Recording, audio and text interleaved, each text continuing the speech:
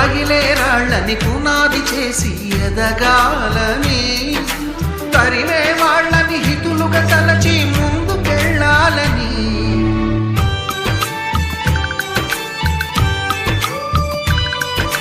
కన్నుల నీటిని కలల సాగుకై వాడుకోవాలని,